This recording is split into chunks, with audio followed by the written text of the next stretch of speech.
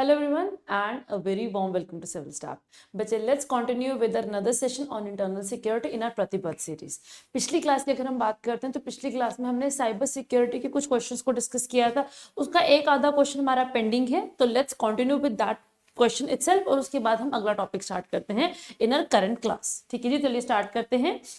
सो अगर हम टॉपिक्स की बात करते हैं, सिलेबस की बात करते हैं जो कि यूपीएससी ने हमें दिया है for our mains examination, CSC mains examination. तो दीज आर द टॉपिक्स, ठीक है ना, which is the linkages between development and spread of extremism, role of external state and non-state actors in creating challenges to our internal security, then challenges to internal security via the communication network and the role of media and the social networking sites. ये हमारे topics हैं. we have already covered this. Apart from this हमने money laundering और उसके prevention के ऊपर भी बात कर ली है. Yesterday we covered the basics of cyber security, कि साइबर सिक्योरिटी क्या होती है, what are the elements of cyber security, what are the initiatives which have been taken by the government of India towards enhancing the cyber security of our country, ठीक है, towards enhancing or strengthening the cyber infrastructure of our country. तो इसी का topic का एक question हमारा pending है, ठीक है ना. So let's continue with that, ठीक है ना. उसके बाद हम आगे चलते हैं कि हाँ जी, which is security challenges and their management in the border areas. की border areas की अगर हम बात करते हैं तो border areas में कौन कौन से हमारे security challenges आते हैं, ठीक है ना. It could be Indo China, it could be India Pakistan, it could be India and Bangladesh and Myanmar. तो वो कौन से हमारे कौन कौन से क्वेश्चन हैं इस टॉपिक से जो कि अब तक यूपीएससी ने हमसे पूछे, उन क्वेश्चंस को फिर आगे कवर करेंगे आज की क्लास में. ठीक है जी, तो चलिए स्टार्ट करते हैं. सो next question is the data security has assumed significant importance in the digitized world due to cyber crime. अब ये क्वेश्चन आया हुआ है हमारा 2018 में. Okay, so the data security has assumed significant importance in the digitized world due to rising cyber crimes. The Justice B.N. Shri Krishna Committee report. Now this is very important and another ये fact भी आपके लिए आ जाता है कि हाँ जी ये तो पूछ लिया गया है आगे इवेंचुअली फर्दर अगले एग्जाम्स के लिए. You should be knowing about this कि हाँ जी ऐसी कोई रिपोर्ट है, ठीक है ना, जो कि आपके डेटा सिक्योरिटी के रिलेटेड है, गवर्नमेंट ने इसको पब्लिश किया है. तो there is this particular committee report. So the justice B N Srikrishna committee report addresses these issues related to the data security. What in your view are the strengths and weaknesses of the report relating to the protection of personal data in cyber space. कि cyber space के context में जो personal data के बारे में जो हमारी ये B N Srikrishna committee report है उसकी स्ट्रेंथ क्या है, वीकनेस क्या है. अब ये क्योंकि 2018 का क्वेश्चन है, ठीक है ना, और ये 2000 अगर हम बात करते हैं ये उस टाइम के न्यू करंट अफेयर्स का क्वेश्चन था, ठीक है. अब ये करवाने का पर्पस मेरा ये है because so that you get to know कि अगर इन फ्यूचर आगे आपके मेंस से पहले अगर ऐसी कोई कमेटी आती है तो how you should be prepared with the like ins and outs of that particular committee report because UPSC tends to ask such questions also, ठीक है ना. एंड ऑल्सो कहीं ना कहीं आगे इवेंचुअली फर्दर आपके आंसर्स में ये आप एक कंटेंट की तरह यूज भी कर सकते हैं, ठीक है. हाँ जी, ऐसी कमेटी की रिपोर्ट है, ठीक है ना, जो कि डेटा सिक्योरिटी के ऊपर बात करती है, ठीक है. So like all the answers of our mains, ठीक है ना. So you need to follow the structure of a question, ठीक है ना. आपके आंसर का एक प्रॉपर स्ट्रक्चर होना चाहिए. There need to be an introduction, the body and the conclusion. Okay, so introduction में क्या लिखेंगे? So the digital revolution has exponentially increased the significance of data security. क्योंकि डिजिटल रेवोल्यूशन इतनी ज्यादा हो रही है, हर आए दिन कोई ना कोई टेक्नोलॉजिकल इनोवेशन हो रही है, तो उसकी वजह से डेटा सिक्योरिटी की जो इंपॉर्टेंस है वो और बढ़ जाती है, वो और सिग्निफिकेंट हो जाती है.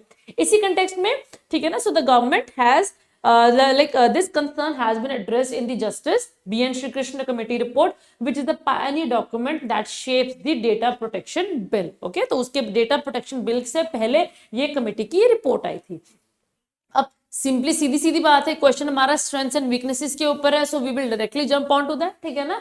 सो इसकी कुछ स्ट्रेंथ्स है, इसकी कुछ वीकनेसेस है. So what are the strengths, हाँ जी कौन कौन से इसके हम प्लस पॉइंट्स की बात करते हैं कि किस किस चीज को ये प्रॉपर्ली एड्रेस करता है. सबसे पहले सो दिस इज इसका अंदर एक कॉम्प्रिहेंसिव फ्रेमवर्क है, ठीक है ना. So it offers a thorough structure for the data protection. क्या है जिसमें आपके आते हैं डेटा प्रोसेसिंग की बात की गई है, कंसेंट मैकेनिज्म की बात की गई है, डेटा ब्रीच की रिपोर्टिंग की बात की गई है, और प्यूनिटिव, ठीक है ना, प्यूनिटिव मेजर्स की भी बात की गई है फॉर द कॉन्ट्रावेंशन। तो एक अपने आप में कॉम्प्रिहेंसिव डॉक्यूमेंट है जिसमें डेटा सिक्योरिटी के रिलेटेड जो भी आपके एलिमेंट्स आते हैं उन सबको इस रिपोर्ट ने कवर किया है, ठीक है ना।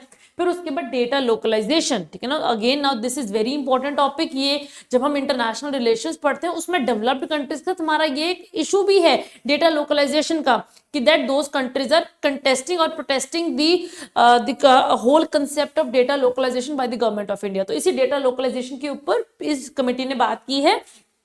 So it emphasizes on data localization, ensuring a better regulatory control, क्योंकि अगर इंडियंस का डेटा इंडिया के पास होगा, डेटा लोकलाइजेशन होगी, तो उसके ऊपर रेगुलेटरी कंट्रोल बहुत अच्छे से हो सकता है, बिकॉज देन इंडिया के जो भी लॉज हैं, इंडिया की जो रेगुलेशन की जो बाउंड्री है उसमें आपका वो डेटा आ जाता है। तो देन दो कंपनीज जो आपके जो ई कॉमर्स कंपनीज होती हैं और फॉर आपके जो साइबर स्फीयर में जो कंपनीज है, then they are bound to follow the guidelines and the regulations of India itself and not for the other, ठीक है ना, यूरोपियन और अमेरिकन नेशन, ओके ना, thereby boosting the data security in asserting the data sovereignty, okay. उसके बाद data protection authority, ठीक है ना। अब इसके ने एक प्रोटेक्शन अथॉरिटी की भी बात की है, ठीक है ना। So it recommended for an independent data protection authority ensuring a focused supervision and enforcement of regulation, adding a further level of accountability. तो इस चीज की इन्होंने बात की कि हाँ जी, there is a need to set up a data protection authority, जिसकी वजह से एक तो आपकी सुपरविजन और फोकस्ड वे में की जा सकती है एंड ऑल्सो रेगुलेशंस की एनफोर्समेंट बहुत अच्छे से होगी। एक तो कि रेगुलेशंस को मानना, एक होता है कि हाँ जी रेगुलेशंस को अच्छे से मनवाना, एनफोर्समेंट बहुत अच्छे से हो सकती है अगर आपकी ऐसी कोई अथॉरिटी भी है जो कि which is entirely dedicated to the data protection itself, okay. फिर आता है प्रोटेक्शन ऑफ चाइल्ड डेटा। अब आज की डेट में बहुत इंपॉर्टेंट ये टॉपिक हुआ है, ठीक है ना। सो स्पेशल प्रोविजन इसके अंदर भी आई हुई है for the protection of children's data in the digital world, ठीक है ना, which represents an important step towards the safety of this vulnerable section of a society, ठीक है ना। वल्नरेबल डेमोग्राफी के अगेंस्ट के फेवर में के लिए ये एक बहुत अच्छा इनिशिएटिव है, ये एक बहुत अच्छा स्टेप लिया गया है, ठीक है जी, ओके, ठीक है ना। So but these are the strengths, there must be some weakness। क्या है weakness, ठीक है ना। so first of all lack of clarity, किस चीज की lack of clarity है कि हाँ जी क्या रिपोर्ट ने किस चीज को properly address नहीं किया है, ठीक है ना। so provisions such as the concept of significant data fiduciaries, ये क्या है, इसके अंदर क्या आता है, इसको इस कमिटी ने बहुत क्लियरली नहीं डिफाइन किया है, ठीक है ना। So it suffers from lack of clarity and specificity, ठीक है ना, which potentially leading to inconsistent interpretation and implementation. क्योंकि जब आपके रेगुलेशंस में, आपकी गाइडलाइंस में कुछ क्लियर नहीं होता है तो फिर देन उसकी वजह से उसको एक्सप्लॉइट किया जाता है, इनकंसिस्टेंसी आ जाती है, ठीक है ना, अकॉर्डिंग टू दी हम कह सकते हैं situation that can be moulded, ठीक है ना। सो वो lack of clarity is one such हम कहते हैं वीकनेस कहते हैं। फिर exception for the government, now government is exempted from this particular the data security के अंदर। सो कहीं ना कहीं that raises questions about the security of the privacy of the individual, the citizens of a country, ठीक है ना।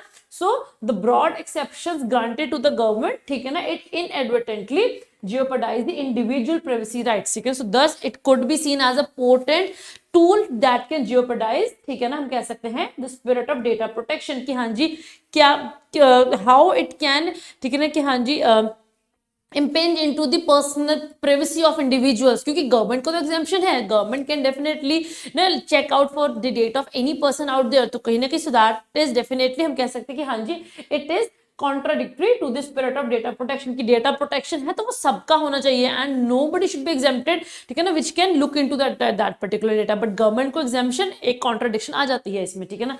पर feasibility of data localization, अब डेटा लोकलाइजेशन की बात तो कर ली है, to what extent you can localise the data, ठीक है ना। So there are certain operational challenges, ठीक है ना, and economic burden will be there for the आपकी टेक्नोलॉजी कंपनीज हैं, ठीक है ना, thus that could impact the growth trajectory of India's digital economy, क्योंकि आपको डिजिटल अब now the world is आपके वो क्या है, ठीक है ना, everything is linked with each other, ठीक है ना। so when it is the globalized world, जब सब कुछ लिंक्ड है तो कहीं ना कहीं जो कंपनीज हैं who are providing cyber infrastructure to our country that might be located in another country outside India, so सब कुछ वहां से इंडिया में लेकर आना, ठीक है ना, कहीं ना उनके ऊपर एक इकोनॉमिक बर्डन भी बनता है, तो that could for some time it could might be okay, but not for a longer duration of time. So kahin na kahin that could definitely hamper the economic growth of those particular country, of those particular company. So kahin na kahin that could definitely impact the digital economy of our nation, ठीक है ना. Then implementation challenges. अब implementation challenges is a very big thing. So हम कह सकते हैं कि हाँ जी like the challenges, ठीक है ना, ranging from, ठीक है ना, wide ranging framework, ठीक है ना, across India's diverse and vast digital landscape, that remains a challenge कि हाँ जी, because हमारे रूरल एरियाज हैं, हमारे ट्राइबल एरियाज हैं, हमारे इनएक्सेसिबल एरियाज हैं, ठीक है ना, उनके साथ उनको सब कुछ, ठीक है ना, इंक्लूड करना, दैट कुड बी एक आप एक लॉजिस्टिक, एक ऑपरेशनल चैलेंज बन सकता है when it comes to the undertaking the proper implementation of this BN Srikrishna committee report, ठीक है. एंड देन अब हमने like the question was simply on it, so we will just, ठीक है ना, हम अपने आंसर को समराइज करते हैं in the conclusion, ठीक है ना. So this committee has laid the foundation for a robust data protection mechanism, ठीक है ना. So हम कह सकते हैं अब आपको इसमें स्ट्रेंथ और वीकनेस दोनों को ही समराइज करके लिखना है. So ठीक है ना, while its comprehensive nature focuses on accountability, so these are commendable things, ठीक है ना. However there are certain issues also, ठीक है ना, जिसमें आपकी गवर्नमेंट की एग्जेम्पशन होगी, ऑपरेशनल फीजिबिलिटी है, इम्प्लीमेंटेशन क्लैरिटी नहीं है, which warrant attention, ठीक है ना, as India continues to navigate its digital future. So refining and strengthening this framework is very important, is pivotal to ensure optimal data security. So आपने अपने conclusion में अपने strengths और weaknesses दोनों को ही summarize करके लिख दिया है. So that is the most optimum हम और most apt आप conclusion किसी क्वेश्चन का फ्रेम कर सकते हैं, ठीक है. सो नेक्स्ट क्वेश्चन हमारा, this question was remaining from the cyber security framework, ठीक है ना. अब हमारा जो अगला टॉपिक आता है रिगार्डिंग द बॉर्डर सिक्योरिटी की हम बात करते हैं. So the cross border movement of insurgents is only one of the several security challenges facing the policing of the border in the north east India. Now आपने examine करना है, examine the various challenges, क्योंकि यहाँ पे इन्होंने क्या बताया कि हाँ जी क्रॉस बॉर्डर मूवमेंट तो सिर्फ एक है, it is one of the few challenges जो कि नॉर्थ ईस्ट को वो करता है, इंपैक्ट करता है. आपने वेरियस चैलेंजेस को कवर करना है which are currently emanating across the India Myanmar border. अब स्पेसिफिकली इंडिया म्यांमार बॉर्डर की बात की गई है, तो India Bangladesh, India China, India Pakistan नहीं कवर करेंगे हम, ठीक है ना. So you have to examine the various challenges currently emanating across the India Myanmar border. Also discuss the steps that can be taken to counter the challenges. आपने challenges बताने हैं, आपने स्टेप्स बताने हैं. Very easy, very straight forward question, okay. So the border between India and Myanmar isn't just a line on a map, it is a challenging area which is full of various security problems, from illegal activities like drug trafficking to issues with the insurgents. So we have given the overview कि हाँ जी हम अब challenges की बात करने वाले हैं. जो इंडिया म्यांमार का बॉर्डर है वो एक लाइन ही नहीं है, वो एक ऐसा एरिया है जहां से बहुत सारे चैलेंजेस आते हैं. तो लेट्स डिस्कस वो क्या क्या चैलेंजेस की हम बात कर रहे हैं. सबसे पहला सिक्योरिटी, क्या क्या चैलेंजेस हमारे पास, ठीक है ना. इंसर्जेंट एक्टिविटीज, अगर हम नॉर्थ ईस्ट की बात करते हैं, ठीक है ना, हमने नॉर्थ ईस्ट में बहुत सारे नॉर्थ ईस्ट इंसर्जेंसी को हमने कवर किया हुआ है. तो कौन कौन से इंसर्जेंट ग्रुप्स वहां पे एक्टिव हैं, तो that is primarily, that is a number 1 challenge, ठीक है ना, which is facing India Myanmar border. So groups like, ठीक है ना, आपका जो नेशनल सोशलिस्ट जो आपकी वो यूनियन है, ठीक है ना, NSCN, ठीक है ना, Khaplang, so that frequently exploit the porous border, ठीक है ना. फिर as seen in 2015 Manipur ambush. अब यहाँ पे आपको एग्जांपल्स देने बहुत जरूरी हैं, ठीक है. सो इंसर्जेंट एक्टिविटीज. फिर उसके बाद नंबर 2 चैलेंज क्या है, drug trafficking. Myanmar itself is a part of golden crescent, और जब हमारा पोरस बॉर्डर है, ठीक है ना, पोरस बॉर्डर की वजह से तो फिर इंडिया में वो ड्रग ट्रैफिकिंग की प्रॉब्लम बहुत ज्यादा होगी, ठीक है ना. So the border is very very critical, ठीक है ना. So for the conduit or for the transfer for the movement of drug trafficking due to Myanmar's inclusion in the golden triangle region. So another challenge. Then human trafficking. बच्चे जब हमने when we discussed about the challenges from communication networks किया था हमने वहां, जब हमने money laundering की थी, that point of time we discussed कि जहां पे ड्रग ट्रैफिकिंग है वहां पे ह्यूमन ट्रैफिकिंग अपने आप आती है. तो जब ड्रग ट्रैफिकिंग यहाँ पे इशू है तो नेचुरल है यहाँ पे ह्यूमन ट्रैफिकिंग भी होगी, ठीक है ना. So this region sees the high incidence of human trafficking with the victims being exploited for forced labor or for the sexual work also. So human trafficking बहुत ज्यादा होती है, ठीक है ना. Then arms smuggling, क्योंकि इंसर्जेंट एक्टिविटीज बहुत ज्यादा है तो नेचुरल है आर्म स्मगलिंग भी होगी, बिकॉज एवरीथिंग इज लिंक्ड ना, we have already covered this, ठीक है ना. सो आर्म स्मगलिंग बहुत ज्यादा होती है. So illegal arm smuggling is a persistent issue with rebel groups often sourcing their weapons across the border. फिर इलीगल इमिग्रेशन, आपके जो वो है इमिग्रेंट्स हैं, ठीक है ना, इलीगल जो इमिग्रेट करते हैं, ठीक है ना. सो माइग्रेशन होती है जो illegal immigration. So the porous, क्योंकि पोरस बॉर्डर है, जितना पोरस ज्यादा बॉर्डर पोरस होगा उतनी ज्यादा आपकी प्रॉब्लम इलीगल इमिग्रेशन की बढ़ती है, ठीक है ना. So the porous border facilitates illegal migration, leading to the demographic complexities in the region and wildlife trafficking. It is not just the drug trafficking. It is not just the the human trafficking. Now this region is a biological biodiversity hotspot. जो ये region biodiversity hotspot होता है वहाँ पे आपकी wildlife trafficking भी बहुत ज़्यादा होती है, ठीक है ना. So border is also it is also misused for illegal trade in wildlife, threatening the biodiversity of this particular region, ठीक है ना. जहाँ पे सीधा सीधा डायरेक्ट आपकी किलिंग्स होती हैं आपके वाइल्ड लाइफ की, ठीक है जी. ओके, ठीक है ना. अब ये तो थे आपके चैलेंजेस जो कि आपके इंडिया म्यांमार बॉर्डर से हमें देखने को जनरली एंड वेरी फ्रीक्वेंटली देखने को मिलते हैं. अब स्टेप्स क्या क्या लिए जा सकते हैं और लिए गए हैं, ठीक है ना. सबसे पहला तो एनहांस्ड सर्वेलेंस, क्योंकि ट्रैफिकिंग हो रही है ना, पोरस बॉर्डर है. सबसे पहले तो आपको क्या होगा कि आपको सर्वेलेंस बढ़ाने की जरूरत है, ठीक है ना. So the use of advance technologies like drones and satellite imagery, ठीक है ना, for real time surveillance, very very important initiative and very very important tool also, ठीक है ना. So it can detect suspicious activities, ठीक है ना, easily. For example India का जो भारत ड्रोन है, ठीक है ना, developed during the India China border conflict, ठीक है ना. So it provides high resolution imaging and creates and it operates effectively even in the extreme weather conditions. तो जो हमारा भारत ड्रोन है वो हम अपने सिर्फ इंडिया चाइना ही नहीं, इंडिया म्यांमार, इंडिया बांग्लादेश, हर बॉर्डर के लिए हम यूज कर सकते हैं, ठीक है ना. फिर इंप्रूव्ड इंफ्रास्ट्रक्चर, तो इंफ्रास्ट्रक्चर को इंप्रूव करने की बहुत जरूरत है. So developing better infrastructure such as integrated check post, border road and fences, ठीक है ना, can improve the access and control over the border region. और जितना ज्यादा हमारा एक्सेस अच्छा होगा, स्मूथ होगा, उतना हम insurgent activities, illegal trafficking of आपकी जो आर्म स्मगलिंग है उसको हम कंट्रोल कर सकते हैं. ओके, ठीक है ना. An example of this is the integrated check post at Moreh, ठीक है ना, in Manipur, which has significantly improved the border management. जितनी ज्यादा आपका इंफ्रास्ट्रक्चर अच्छा होगा उतनी आपकी बॉर्डर मैनेजमेंट अच्छी होगी. जितना आपका इनएक्सेसिबिलिटी ज्यादा होगी उतनी आपको उस रीजन को मैनेज करना, मैन करना, उसको रियल टाइम सर्वेलेंस करनी, उतनी ही वो ज्यादा डिफिकल्ट होती है, ठीक है ना.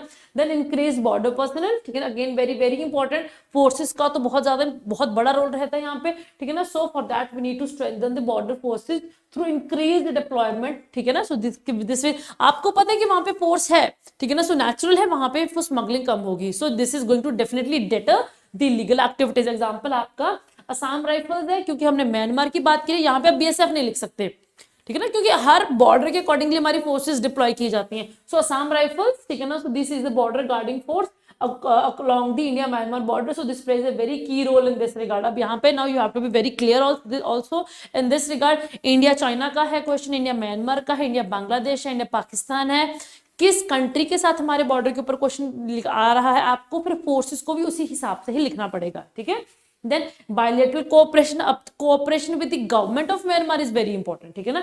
So collaborative efforts with Myanmar can lead to better border management. For example, Operation Sunrise between Indian government, Indian and Myanmar armies, ठीक है ना, against the insurgent group, ठीक है ना. So this is an example of such successful cooperation. अभी operation जो sunrise हुआ था, दोनों आर्मीज ने मिलकर किया था अगेंस्ट द इंसर्जेंट ग्रुप. ये एक बहुत अच्छा हमारे पास एग्जांपल है दैट कैन प्रूव कि जितनी ज्यादा आपकी कोलैबोरेशन अच्छी होगी उतना ज्यादा आप इतने इश्यूज, ऐसे इश्यूज को आप टैकल कर सकते हो, ठीक है जी. नेक्स्ट आता है socio economic development. Now very very important, ठीक है ना. So implementing focused development projects in the border area. So this can definitely reduce the appeal for illegal activities and insurgency. क्योंकि जितना ज्यादा लीगलाइज्ड वे में वहां पे काम होगा उतनी इलीगल एक्टिविटीज को वो इलीगल एक्टिविटीज उतनी ही डेटर होती हैं. और जितने ज्यादा वहां पे सोशो इकोनॉमिक डेवलपमेंट बढ़ेगी उतनी ज्यादा वहां पे लीगल डेवलपमेंट होगी, ठीक है ना. आपकी लीगल एक्टिविटीज होंगी, बिजनेसेस सेटअप होंगे, नौकरियां होंगी लोगों के पास. सो सोशो इकोनॉमिक डेवलपमेंट होनी बहुत जरूरी है। जब लोगों को पता है कि हाँ जी the government of India is providing us so much things, ठीक है ना, जो कि हमारे रहन सहन के लिए, हमारे खान पान के लिए इतना अच्छा हमें गवर्नमेंट प्रोवाइड कर रही है, they will never indulge in any activity which can hamper the growth of their country, which can hamper the potential like growth of the economy of the country, ठीक है। So projects, ठीक है ना, under the border area development program, so they aim to meet these objectives itself, ठीक है ना। so border area development program है जो हमारा, वो इन्हीं areas को वो target करता है, ठीक है ना। so simply now you will be concluding our answer। कैसे conclude करना है? simply by summarizing what all we have discussed just now, ठीक है ना। so addressing these security issues, ठीक है ना, it is very very important and it requires a comprehensive strategy। कौन सी comprehensive strategy, ठीक है ना। so by combining advanced surveillance, strong infrastructure, enhanced intelligence, regional cooperation, public education, along with initiatives that improving the local economy and living conditions, the border region can become more safer and more secure। आपने अपने जो हमारी steps हैं, हमने उन steps को ही एक summarised वे में, एक समराइज्ड फॉर्म में हमने इस चीज को कवर अप करना है, so that it becomes easy for you, ठीक है। जब हमने अपने आंसर को अटेम्प्ट करना है तो आपको पता है कि हाँ जी मैंने अपने, when you are writing your answer, when you have written your body, तो आपको पता है कि मैंने अपनी बॉडी में ये फैक्ट लिखे, तो मैंने उन्हीं पॉइंट्स को एक सिंपल, ठीक है ना, वन वर्ड में हमने उसको समराइज करके लिख देना है, ठीक है जी। ओके, सो अगला क्वेश्चन आता है, analyse the internal security threats and trans border crimes along the Myanmar, Bangladesh and Pakistan border including the LOC। अब जो हमारा अगला क्वेश्चन है जो कि 2020 में पूछा गया था, अब ये क्वेश्चन तीनों ही कंट्रीज के ऊपर आ गया है, तो आपने क्या बताना है? आपने Myanmar, Bangladesh, Pakistan and LOC के अराउंड हमारा जो बॉर्डर है, ठीक है ना, सो वहां से क्या इंटरनल सिक्योरिटी चैलेंजेस हमारी कंट्री के लिए एमिनेट हो रहे हैं, हमने उस चीज को एनालाइज करना है। और आप ऑल्सो आपने बताने कि हाँ जी इस चीज में, इस सिक्योरिटी थ्रेट्स की कंसिडर करते हुए हमारी फोर्सेस का क्या रोल है। अब आपने वेरियस सिक्योरिटी फोर्सेस की बात हुई है, तो म्यांमार के लिए कोई अलग फोर्स होगी, बांग्लादेश के लिए कोई अलग फोर्स होगी, पाकिस्तान के लिए कोई अलग फोर्स होगी, आपने उस चीज की बात करनी है, ठीक है ना। So very very easy and very straight forward question. So with extensive borders along Myanmar, Bangladesh and Pakistan, ठीक है ना, so India experiences numerous security threats that ठीक है ना, that develops or emanates from these borders। So therefore it is very important and very vital to maintain high alertness and solid security infrastructure to ensure national safety and peace। तो अब threats क्या है आपका? सबसे पहला threat आता है आपका टेररिज्म। सबको पता है पाकिस्तान से हमारा सबसे पहला थ्रेट जो हमारे लिए एमिनेट होता है वो हमारा टेररिज्म है, नथिंग एल्स। अब यहाँ पे आप मल्टीपल एग्जांपल लिख सकते हैं, मुंबई टेरर अटैक, पुलवामा, उरी, ठीक है ना, पार्लियामेंट अटैक, एंड आपका जो जम्मू कश्मीर के लेजिस्लेटिव असेंबली जो पे अटैक हुआ था, you have got the numerous multiple हमारे पास एग्जांपल्स हैं। फिर इंसर्जेंसी में हम लिख सकते हैं हमारा नॉर्थ ईस्ट का 2015 का मणिपुर एम्बुश, वो लिख सकते हैं, वो हमारा म्यांमार बॉर्डर से एमिनेट होता है, ठीक है ना। So you have the examples of every point also. आपको इस तरीके से प्रिपेयर करना सो दैट आपने जब कोई पॉइंट लिखा, आपको उस पॉइंट का एग्जांपल साथ के साथ आपके पास है, ठीक है ना। फिर आर्म्स एंड ड्रग ट्रैफिकिंग, अगर हम बात करते हैं, आप अपने वेस्ट पे देख लो, आप अपने ईस्ट पे देख लो, दोनों जगह पे आपके पास कोई ना कोई गोल्डन एरियाज हैं, ठीक है ना। अगर हम वेस्ट की बात करते हैं तो वहां पे हमारे पास गोल्डन क्रिसेंट है, अफगानिस्तान, ईरान, पाकिस्तान। ईस्ट में देखेंगे तो हमारे पास गोल्डन ट्रायंगल है, ठीक है ना, म्यांमार, लाओस और थाईलैंड, ठीक है ना। सो डेफिनेटली ये एक बहुत बड़ा चैलेंज है हमारी कंट्री के लिए। फिर ह्यूमन ट्रैफिकिंग, ये हमने बात कही है, जहां पे ड्रग ट्रैफिकिंग आ गया वहां पे ह्यूमन ट्रैफिकिंग अपने आप ही होगा, ठीक है ना। जहां पे इंसर्जेंसी टेररिज्म है वहां पे आर्म्स ट्रैफिकिंग होती है। तो ये क्योंकि ये एक दूसरे के साथ इंटरलिंक्ड है ना, मनी लॉन्ड्रिंग यहीं से तो होती है। तो दीज आर द, हम कह सकते हैं, so this major issues along India, Nepal and India, Bangladesh border involves victims being forced into forced labour, sex trade and even domestic servitude also, ठीक है ना। तो ह्यूमन ट्रैफिकिंग बहुत ज्यादा होती है। इलीगल इमिग्रेशन, अभी इलीगल इमिग्रेशन कहां से है? आपकी बांग्लादेश से भी, आपकी म्यांमार से भी, ठीक है ना। तो उसी के लिए आपके पास असम का जो आपका NRC है, ठीक है, नेशनल रजिस्टर फॉर सिटीजंस है, वो इसीलिए तो हमारी गवर्नमेंट ने अंडरटेक किया है। तो you have got this example, क्योंकि वहां असम में करने का मतलब ये है जी, बांग्लादेश से बहुत सीधा इम्पैक्ट आता है हमारे पास, ठीक है ना। So Assam and Bangladesh, so very important thing. Then cattle smuggling, अब ये भी बहुत इंपॉर्टेंट, ये दिक्कत है हमारे लिए, ठीक है ना, बांग्लादेश से तो वहां तक हमारी कैटल स्मगलिंग भी बहुत होती है, ठीक है। सो this is significant problem along the India Bangladesh, specifically India Bangladesh, not with the Myanmar, not with the Pakistan, and specifically आपकी बांग्लादेश के साथ है ये, ठीक है जी। फिर इनफिल्ट्रेशन ऑफ काउंटरफीट करेंसी, अब ये हमारा India Bangladesh and India Nepal border से बहुत ज्यादा है, ठीक है ना, हमारी ये जो हमारा चैलेंज है, ठीक है ना, which definitely it has the aim to destabilise India's economy, ठीक है ना। फिर उसके बाद मैरिटाइम सिक्योरिटी थ्रेट्स, ठीक है ना, क्योंकि अब इन कंट्रीज के साथ आपका म्यांमार हो गया, बांग्लादेश हो गया, पाकिस्तान हो गया, आपका इनके साथ मैरिटाइम बॉर्डर भी है, तो जहां से मैरिटाइम बॉर्डर वहां पे मैरिटाइम सिक्योरिटी थ्रेट भी आएगा। 2008 का जो ताज मुंबई ताज अटैक्स हुआ था वो यहीं से तो आता है, ठीक है जी। So the vast coast line of India is susceptible to threats like landing of the terrorist, ठीक है ना, and smuggling of goods and people, ठीक है ना। सो कहीं ना कहीं हम देख सकते हैं कि हाँ जी, ये जो एरियाज है इनके साथ सिर्फ लैंड बॉर्डर के जरिए ही हमारे थ्रेट्स नहीं है, मैरिटाइम रीजन से भी हमारे बहुत सारे थ्रेट्स एमिनेट होते हैं। तो सेकंड पार्ट क्या था, रोल ऑफ वेरियस फोर्सेस, ठीक है ना, which can like handle these threats. तो वेरियस फोर्सेस की जब हम बात करेंगे तो Indian army and Indian air force ये हमारे बॉर्डर्स को मैन करते हैं, कहाँ की मैन करती हैं, हमारे इंडिया पाकिस्तान और एलओसी की जो मेजर जो रिस्पॉन्सिबिलिटी है वो हमारी इंडियन आर्मी और इंडियन एयरफोर्स की आती है, ठीक है जी। सो ठीक है ना, so responding to cease fire violations, conducting anti terror operations including surgical strikes, ये सारा इंडियन आर्मी और इंडियन एयरफोर्स के जिम्मे आता है, ठीक है ना। फिर बीएसएफ बॉर्डर सिक्योरिटी फोर्सेस, ठीक है ना, तो इस ये कहाँ पे ज्यादा, where is the BSF primarily station, India Pakistan India Bangladesh borders, ठीक है ना। So it thwart the smuggling and infiltration attempt, ठीक है ना। एंटी टेरर के लिए हमारे पास इंडियन आर्मी और काउंटर सर्जिकल स्ट्राइक्स के लिए we have got air force and army both, BSF primarily आपका India Pakistan India Bangladesh, thwarting the smuggling part and the infiltration attempts, ठीक है। फिर Assam rifles and the Indo Tibetan border police, ठीक है ना, ये आपके करते हैं, असम राइफल्स करते हैं बच्चे आपके इंडिया म्यांमार को, और आईटीबीपी करती है आपकी इंडिया चाइना बॉर्डर को, ठीक है ना। क्या करते हैं ये, so they guard against the insurgent activities, ठीक है ना, guarding against transgression specifically.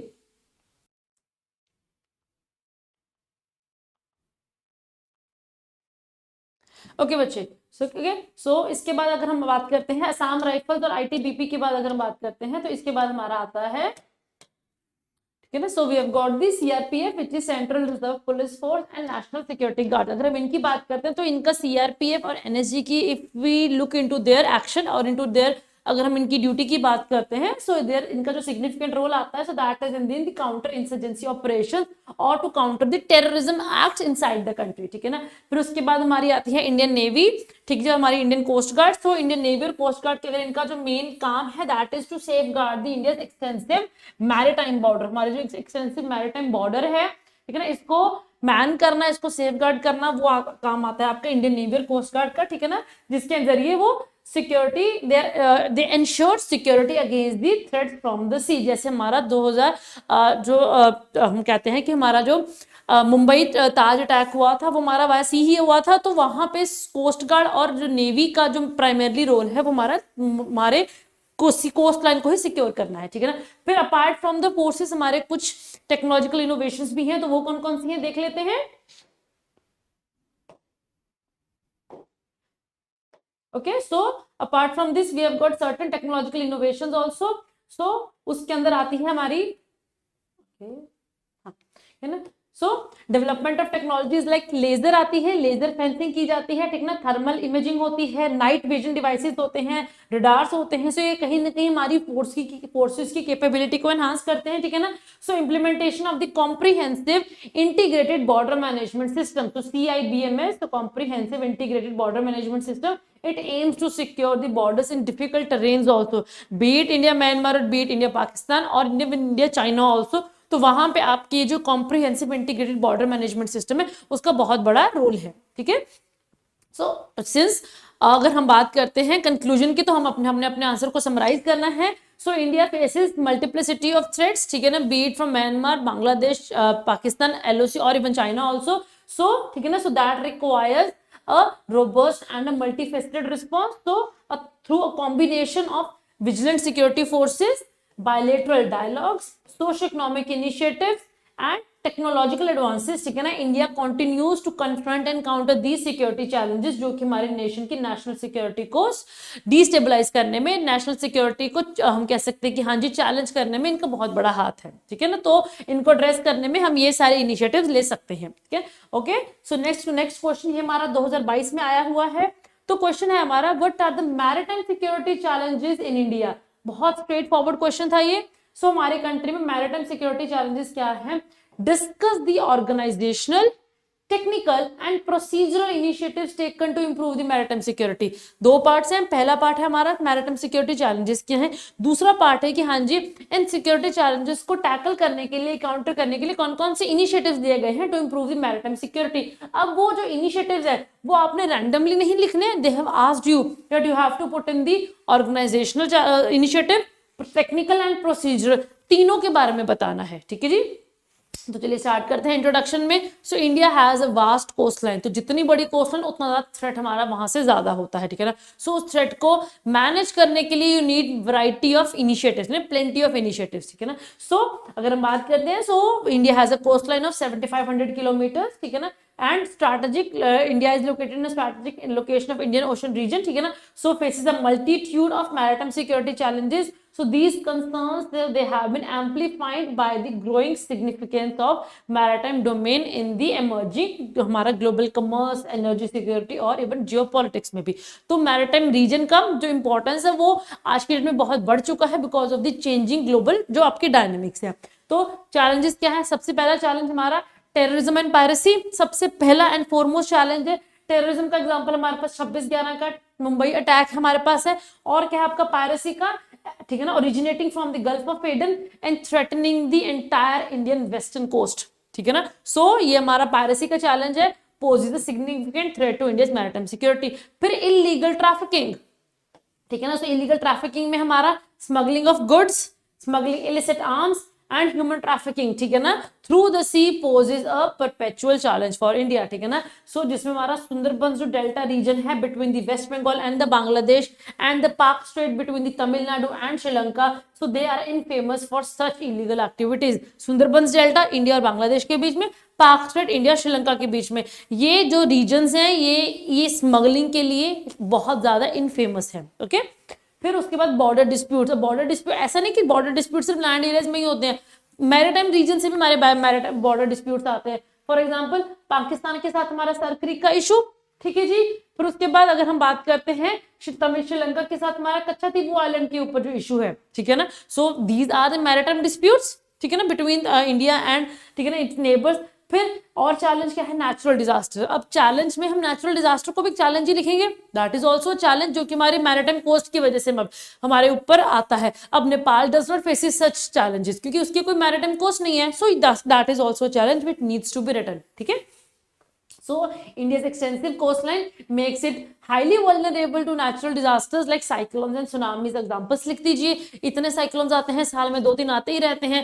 Write the name of any 1 or 2 which you can remember, ठीक है ना। For example 2020 में cyclone Amphan आया था, ठीक है ना, that caused widespread devastation in West Bengal, ठीक है ना। फिर 2004 में सुनामी आई थी, उसने तो पूरा का पूरा हम कह सकते हैं कि हाँ जी एक्सटेंसिव लेवल पे फर्टिलिटीज हुई थी, इंफ्रास्ट्रक्चर को डैमेज हुआ था, अंडमान निकोबार आइलैंड्स में भी, हमारी ईस्टर्न कोस्ट में भी, ठीक है ना। और कहीं ना कहीं ये तो पूरा प्रॉपर हम अफ्रीका तक वो सुनामी का इम्पैक्ट गया था, तो हमारी कंट्री तो वहीं ऑन द पाथ आती है, और we were badly hit by tsunami of 2004, ठीक है। So these are the challenges. अब initiatives which have been taken to improve the security architecture of our country, maritime security architecture. सबसे पहले organisational की में क्या आएगा आपका, कोस्टल सिक्योरिटी नेटवर्क, उसमें क्या आएगा आपका Indian navy, Indian coast guard, marine police, ठीक है ना। सो ये हमारा ऑर्गेनाइजेशनल स्ट्रक्चर है। फिर इंफॉर्मेशन फ्यूजन सेंटर्स, आपका जो IFCs होते हैं of the Indian ocean region, तो IFCs IOR, ठीक है ना। So establish to enhance the maritime security information sharing. फिर उसके बाद हम कह सकते हैं कि हाँ जी establishment of Indian coast guard आते हैं, इंडियन मरीन पुलिस है for the coastal surveillance and security. तो दीज आर हम कह सकते हैं कि 2 major organizational initiatives which have been taken to improve the maritime security of our country, navy, coast guard, marine police, फिर आपका information fusion जो सेंटर है of the Indian ocean region, ठीक है जी। फिर टेक्निकल है, टेक्निकल में क्या आएगा, सबसे पहले satellite surveillance, you are under using the technology, satellites are being used, ठीक है जी, नाविक है हमारी, सैटेलाइट इज बीइंग यूज्ड। फिर उसके बाद automatic identification system and radar system, ठीक है ना, so this is installed to track maritime activities in real time on real time basis. So we have got the automatic identification system, ठीक है ना, for example हम लिख सकते हैं, ठीक है ना, सो दिस AI, ठीक है ना, AIS, ठीक है ना, coastal radars and high resolution satellite for surveillance, ठीक है ना, so these are the technical initiatives. फिर प्रोसीजरल इनिशिएटिव्स में so we have got the regular coastal security exercises, different countries के साथ हमारी एक्सरसाइजेस कंडक्ट होती है।